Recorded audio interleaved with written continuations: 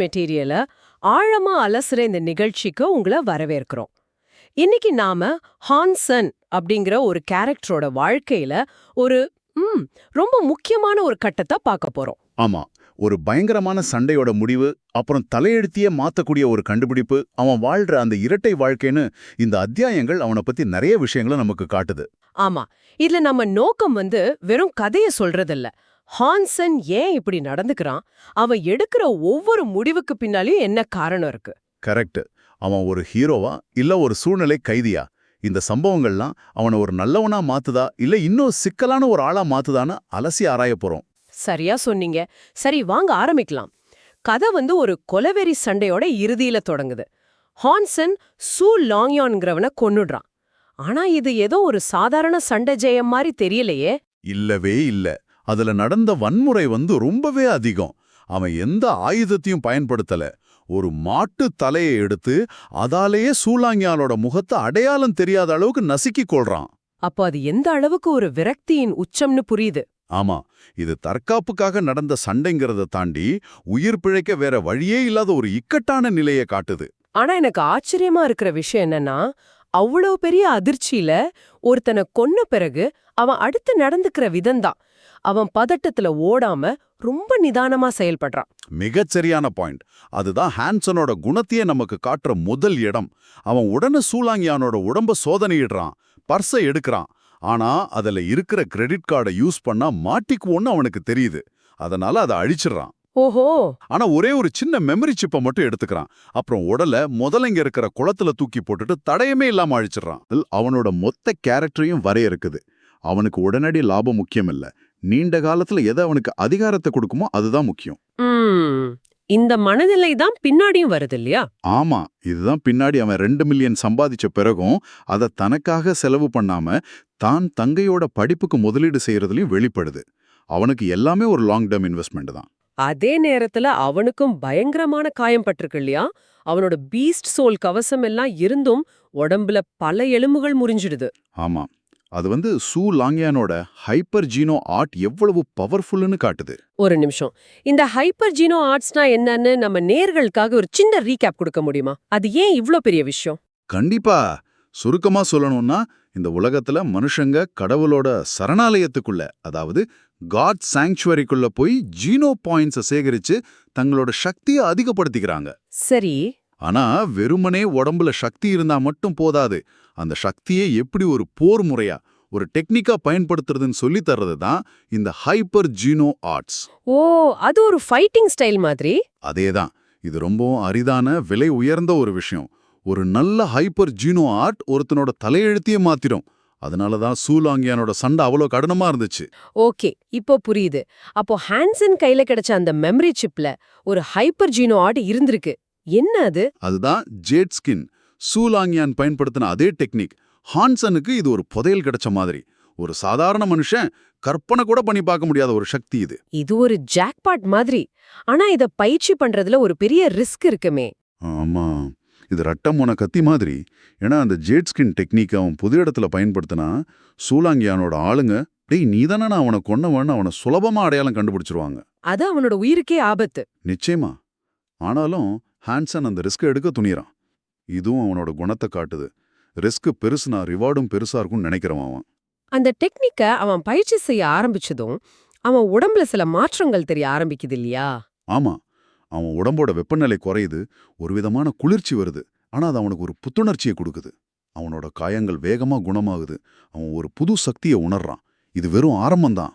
ஒரு பக்கம் இப்படி யாருக்கும் தெரியாம சக்தியை ஏத்திக்கிட்டே இருக்கான். ஆனா இன்னொரு பக்கம் அவன் ஒரு சாதாரண காலேஜ் பையன். அவனோட நிஜ வாழ்க்கை எப்படி இருக்கு? அங்கதான் கதையோட முக்கியமான முரண்பாடே இருக்கு. அவன் காயமெல்லாம் ஆறி இயல்பு வாழ்க்கைக்கு திரும்புறான். அவனோட நண்பன் ஜாங் டான்ஃபெங், உறவினன் ஹான் ஹாவ் இவங்களோட சேர்ந்து வெளியே போறான். ஸ்டார்லைட் மார்ஷியல் ஹால்ல ஒரு சண்டைய பார்க்க போறாங்க. அங்க தேர்ந்தெடுக்கப்பட்டவர், அதாவது தி சோசன் அப்படிங்கிற ஒரு கான்செப்ட பத்தி பேசுறாங்க. அது என்ன? அது கடவுளோட சரணாலயத்துல ஒவ்வொரு வருஷமும் நடக்கிற போட்டியில டாப் 10 இடத்தை பிடிக்கிறவங்களுக்கு கிடைக்கிற பட்டம் அது. அவங்க அந்த உலகத்தோட சூப்பர் ஸ்டார்ஸ் மாதிரி. ஓஹோ. டாங் ஜென்லியூ அப்படிப்பட்டு ஒருத்தன். அவனோட சண்டைய பார்க்கத்தான் இவங்க போயிருக்காங்க. அந்த இடத்துல நடக்கிற உரையாடல் தான் ஹான்சனோட நிலைய ரொம்ப பரிதாபமா காட்டுது. நிச்சயமா. அவனோட உறவினன் ஹாவ் அவனுக்கு பக்கத்திலே ஹான்சன் உட்கார்ந்திருக்கான்னு கூட மதிக்காம டாலருங்கிற ஒரு வீரனை பத்தி வானத்துக்கும் பூமிக்கும் குதிச்சு பேசுறான். ம் டாலர் எப்படி தனியாளா ஒரு கூட்டத்தை ஜெயிச்சான், அவனோட கோல்டன் பீஸ் சோல் கவசம் எப்படி இருந்துச்சுன்னு பெருமையா சொல்றான். ஆனா பாவம் அவனுக்கு தெரியாது, அந்த டாலர் வேற யாரும் இல்ல, தனக்கு பக்கத்துல அமைதியா உட்கார்ந்திருக்கிற ஹான்சன் தான் அப்படின்னு. அதேதான். நினைச்சு பார்க்கவே கஷ்டமா இருக்கு. ஒரு பக்கம் அவனோட அவதாரம் புகழின் உச்சியில இருக்கு, ஆனா நிஜத்துல அவனை யாரும் மதிக்க கூட இல்ல. அதுவும் சொந்தக்காரனே இப்படி பேசும்போது அவனுக்கு எப்படி இருந்திருக்கும். அது மட்டும் இல்ல, அவனோட பெஸ்ட் ஃப்ரெண்ட் ஜாங் டான்ஃபெங் இருக்கான் இல்லையா, ஆமா, அவன் டாலர் மத்தவங்க கிட்ட இருந்து அந்த பீஸ் சோல்ல திருடுனது ஒரு வீரனுக்கு அழகில்ல, அது தப்பான வழின்னு சொல்றான். ஐயோ, இத கேட்டதும் ஹான்சனுக்கு அவமானமா போயிடுது. தன் நண்பனே தன்னை அறியாம திட்டும்போது அவன் மனசுக்குள்ள ரொம்ப ஃபீல் பண்றான். நான் ஏன் அப்படி செஞ்சேன், எனக்கு வேற வழி இல்லைங்கிற அவனோட சூழ்நிலை யாருக்கும் புரியாதேன்னு வருத்தப்படுறான். தள்ளுது இல்லையா, அவன் ஒரு ரகசிய திட்டம் போடுறானே. ஆமா, அவன்கிட்ட இருக்கிற அந்த மர்மமான கருப்பு கிறிஸ்டலை பயன்படுத்தி ஒரு சாதாரணமான காப்பர் டூத் பீஸ்ட ஒரு சக்தி வாய்ந்த மியூட்டன்ட் உயிரினமா மாத்த முடியுமான்னு டெஸ்ட் பண்றான். அந்த சோதனை வெற்றி பெறுதா? வெற்றி பெறுது. ஒரு 15 நாள்ல அது ஒரு மியூட்டன்ட் பீஸ்டா மாறிடுது. இது அவனுக்கு ஒரு புது வருமான வழியை திறக்குது. ஆனா அதுலயும் ஒரு சிக்கல் வருது. அந்த உருமாறின மிருகம் உண்மையான மியூட்டன் மிருகத்தை விட சைஸ்ல சின்னதா இருக்கு. இங்கேயும் அவனோட புத்திசாலித்தனம் வெளிப்படுது. இதை அப்படியே வித்தா என்னடா இது மியூட்டன்ட் பீஸ்ட் இவ்ளோ சின்னதா இருக்குன்னு சந்தேகம் வந்துரும். ஆமா, மாட்டிக்குவான். உண்மையான சைஸ் யாருக்கும் தெரியாது. மறுபடியும் டாலர் முகமூடிய போட்டுக்கிட்டு சூ சியாகியாவோங்கிற ஒரு வியாபாரி கிட்ட அதை விக்கிறான். எவ்ளோ பணம் கிடைக்குது? 2 மில்லியன். ஒரு காலேஜ் பையனுக்கு இது ஒரு மிகப்பெரிய தொகை. அவன் நினைச்ச ஆடம்பரமா வாழ்ந்திருக்கலாம். ஆனா அவன் என்ன செஞ்சான்? அதான் நீங்க ஆரம்பத்துல சொன்னீங்க, லாங் டேர்ம் இன்வெஸ்ட்மெண்ட். மிக சரியா. அவன் செஞ்ச முதல் வேலை ஒரு வழக்கறிஞரை பார்த்து அவங்க குடும்பத்தோட பழைய வீட்டை சட்டப்படி தன் அம்மா பேர்ல இருந்து தம் பேருக்கு மாத்துறது. எதுக்காக? ஏன்னா அவனோட உறவினருங்க இந்த சொத்தை அபகரிக்க பாப்பாங்கன்னு அவனுக்கு தெரியும். குடும்பத்தோட பாதுகாப்பை முதல்ல உறுதி செய்யறான். அதுக்கப்புறம் மீதி பணத்தை தன் தங்கை ஹான்யானோட எதிர்காலத்துக்காக ஒதுக்குறான். அவனை ஒரு உயர்தர பள்ளியில ஒரு எலைட் ஸ்கூல்ல சேர்த்து அவளுக்கு ஒரு நல்ல வாழ்க்கையை அமைச்சு தரணும்னு நினைக்கிறான். அப்போ அவ செய்யற எல்லா ஆபத்தான வேலைகளுக்கும் பின்னாடி இருக்கிற ஒரே நோக்கம் அவனோட குடும்பம்தான். ஆமா, ஒரு பக்கம் குடும்பத்துக்காக இவ்வளவு பண்றான், ஆனா அவனோட சொந்த குடும்பமே அவனை எப்படி நடத்துதுங்கிறதுக்கு ஒரு சம்பவம் நடக்குதே. ஆமா, அதுதான் ரொம்ப கொடுமையான விஷயம். கடவுளோட சரணாலயத்துல ஹான்சன் அவன் ரூமை விட்டு வெளியே வரும்போது அவனோட உறவினன் ஹான்ஹாவோ அவனை பாக்குறான். பார்த்ததும் அவனை மிரட்டுறான். இங்க நாம சொந்தக்காரங்க, நீ யார்கிட்டயும் சொல்லாத, உனக்கும் எனக்கும் சம்பந்தம் இல்லாத மாதிரி நடந்துக்கோன்னு சொல்றான். ஏன் அப்படி சொல்றான்? ஏன்னா ஹான்சன் அந்த உலகத்துல ஆஸ் ஃப்ரீக்னு ஒரு பட்டப்பேரோட ரொம்ப பலவீனமானவனா அறியப்படுறான். அதனால இவன் கூட சேர்ந்தா தனக்கும் கெட்ட பேர் வந்துரும்னு ஹான்ஹாவும் பயப்படுறான். அட கொடுமையே. வெளி உலகத்துல அவன் டாலருங்கிற பேர்ல ஒரு சூப்பர் ஸ்டார். ஆனா சொந்த வீட்லயே சொந்த அண்ணனே அவனை பார்த்து நீ யாருன்னே எனக்கு தெரியாது, தள்ளிப்போன்னு சொல்றான். இந்த முரண்பாட்டை அவனால எப்படி தாங்கிக்க முடியுதுன்னு நினைச்ச ஆச்சரியமா இருக்கு. ஆக இந்த அத்தியாயங்களோட இறுதியில ஹான் சென்னோட நிலைமை ரொம்பவே சிக்கலா, ஆனா அதே சமயம் ஒரு விதத்துல பலமாவும் இருக்கு. அவன்கிட்ட ஜேட் ஸ்கின்னுங்கிற ஒரு புது சக்தி இருக்கு.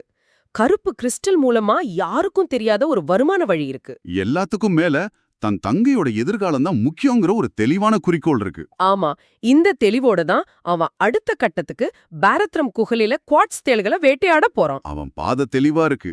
ஆனா அந்த பாதையில அவன் தனியா தான் நடக்க வேண்டியிருக்கு. அப்போ இந்த அத்தியாயங்களை வச்சு பாக்கும்போது ஹான்சென் ஒரு ஹீரோவா இல்ல வில்லனா? அதுதான் இங்க நாம லீடன் கிட்டயே விட வேண்டிய கேள்வி. அவன் செய்யறது சில சமயம் தப்பா தெரியலாம். ஆனா அவன் நோக்கங்கள் சரியா இருக்கு. அவன் அதிகாரத்தை ரகசியமா வளர்த்துக்கிறான். ஆனா கூடவே அவனோட ரகசியங்களும் எதிரிகளும் வளர்ந்துகிட்டே இருக்காங்க. அப்போ நீங்க யோசிக்க வேண்டிய விஷயம் இதுதான். அதிகாரத்தை பெறதுக்காக ஒருத்தன் தன்னை சமூகத்திலிருந்தும் சொந்த பந்தத்திலிருந்தும் எந்த அளவுக்கு தனிமைப்படுத்திக்க முடியும்? அப்படி அவன் உருவாக்கிக்கிற அந்த தனிமை கடைசியில அவனை இன்னும் பெரிய சக்தியாக்குமா, இல்ல அவனை உள்ளுக்குள்ளேயே உடைச்சு அவனோட பல